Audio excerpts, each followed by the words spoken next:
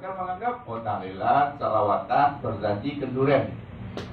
Jadi daripada capek-capek menjelaskan dan pakai berkemajuan. Kalau ditanya orang apa artinya berkemajuan, dia maju. Islam yang damai, iya. Yang akur, iya. Yang sejuk, iya. Tapi yang maju.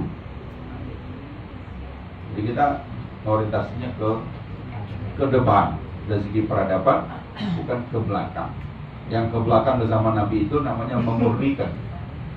Akidah kita murnikan sedekat-dekat mungkin, ibadah juga, tapi muamalah, budaya itu kita memajukan orientasinya ke depan. Nah setelah itu apa? Setelah asriyah, setelah itu adalah amaliyah, bekerja, beramal. Ini Muhammadiyah organisasi yang gemar beramal. Semboyannya itu sering dipopulerkan Pak Ed, sedikit bicara, banyak bekerja. Sedikit bicara, banyak. Kalau bicara terus namanya tukang buang. Kalau kerja nggak bicara, copet. Nah, kalau copet kan kerja terus tidak bicara. Oh, dia itu sedikit bicara. Oleh sebab itu kita nggak banyak klaim-klaim. Kadang-kadang rugi. Ya kadang-kadang rugi. Orang nggak tahu kalau amal kita udah banyak. Sementara ada tetangga kita kerjanya klaim terus. Kami punya. Sampai Muhammadiyah pernah marah sama Republika. Kalah semua Muhammadiyah. Jumlah rumah sakit kalah, jumlah sekolah kalah, jumlah perguruan tinggi kalah dari NU. Padahal nyatanya tidak begitu. Lalu serentak nelpon pemerintah tanpa ada rapat. Pak Haidar nelpon, saya nelpon, ketakutan pemerintah. Kami bukan NU gitu. Sudah ralat, sebentar semua marahi pemerintah. Diralat, masih salah lagi ralatnya. Akhirnya udah kita pasang iklan saja. Iklan 1/4 halaman, terlalu sedikit, setengah halaman. Akhirnya kita pasang iklan, kita yang membuat angka-angkanya. Ternyata angka yang dibuat Muhammadiyah masih salah juga. Nggak ada yang benar. Nggak ada yang benar karena ngitungnya susah. Amal itu muncul dari bawah, ranting bikin, cabang bikin, itu belum tentu dilaporkannya kepada cabang, cabang belum tentu lapor ke daerah. Nah begitu dia melapor sudah 5 tahun kemudian. Padahal yang kita hitung dari laporan. Jadi bergeser terus. Sehingga saya pernah di depan Pak Jeka saya katakan, tidak ada yang tahu persis jumlahnya. Pak Jeka tanggapi, tidak perlu tahu persis jumlahnya. Kan kita ikhlas karena Allah, biar Allah saja yang tahu. Ya, bagus Pak. Amal. Kalau orang nanya, hitung-hitung. Berapa sekolah Muhammadiyah? Taman kanak-kanak TK Aba Aisyah lebih dari 10.000.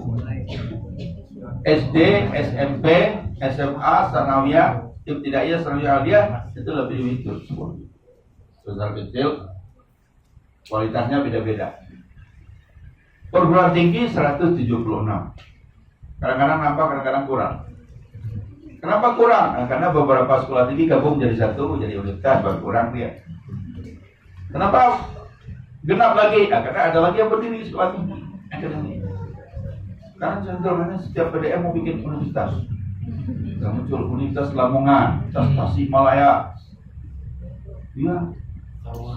Awalnya belum. Udah duluan. Sekarang Gresik mau bikin tower 500 miliar. Kemarin datang ke PP minta izin, PP tidak izinkan. Main-main.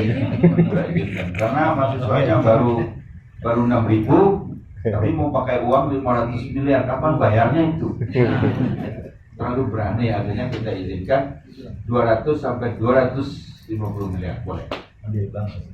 Ya, ada investor sama. Kalau kan juga mau bikin. Nah, itu kalau pakai pembiayaan dari pihak luar 500 M itu mahasiswa kita paling kurang 20.000. Kalau baru 6.000 khawatir nggak bisa kembalikan. UAD pembiayaan bikin kampus 530 M karena mahasiswanya udah 27.000. UMB yang berbangga rektor, kami tidak punya utang sama sekali. Anda sekarang bisa ngomong begitu, lihat dulu. Sekarang udah selesai bangunnya baru ngomong. Dulu pandang-pandang. Jadi ini bergaya nih, kami nggak punya utang. Tapi ada risikonya gara-gara ngomong itu kami nggak punya utang, duitnya diminta oleh PP. Kita perlu uang 50 miliar, bayar. Katanya banyak uang. Nah, jadi serba repot. Kalau bergaya ke PP diminta uang. Kalau disembunyikan, jadi aman, lebih aman. Nah, gitu kita gerakan amal. Bahkan boleh kita katakan, ini dalam rangka tahadus bin nikmah, di seluruh dunia tidak ada ormas yang punya amal sebanyak Muhammadiyah. Boleh bandingkan teman seluruh dunia. Di Timur Tengah, di Eropa, di Amerika, di Asia Timur, Australia, Asia Tenggara. NU enggak. NU sedikit amalnya, yang banyak tuh punya kiai, punya keluarga. Kalau Muhammadiyah enggak punya organisasi semua. Semua yang saya sebutkan itu milik Muhammadiyah. Legal. Tidak ada milik pribadi. Mendirikan boleh pakai uang pribadi.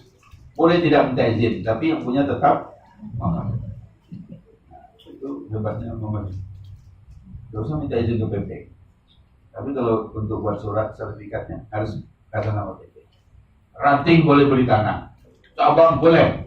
Tapi kalau sudah diurus sertifikatnya harus pakai nama Muhammadiyah. Jadi minta surat ke pusat, diberi kuasa. Semua sertifikat atas nama perserikatan, sehingga aset kita bukan milik pribadi. Itu yang disebut oleh Pak JK, Muhammadiyah itu korporasi. Kalau NU itu koperasi.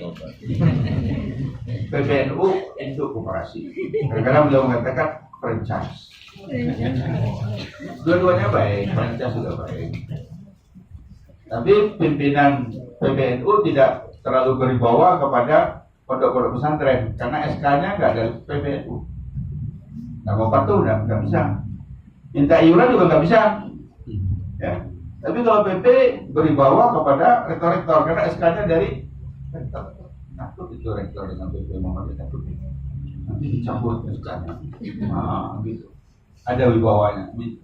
Narik iuran juga nggak masalah. Walaupun PP nggak pernah naik iuran berapa naik. Jadi itu yang menyebabkan kenapa perguruan tinggi Muhammadiyah cepat berkembang, karena uangnya kembali untuk membesarkan kampus. Berapa yang diambil organisasi? Hanya 1%. Jadi kalau anggaran 1 tahun 200 M, kita hanya ambil 2 M. Kalau 500 hanya ambil 5 M. Nah itulah untuk menggerakkan organisasi sehingga uangnya kembali ke kampus. Beda dengan swasta, milik keluarga atau milik pribadi. Uangnya kembali ke kantong yayasan. Nah, bukan ke kampus, ke yayasan. Kalau yayasannya rebutan, ya habislah uang kampus.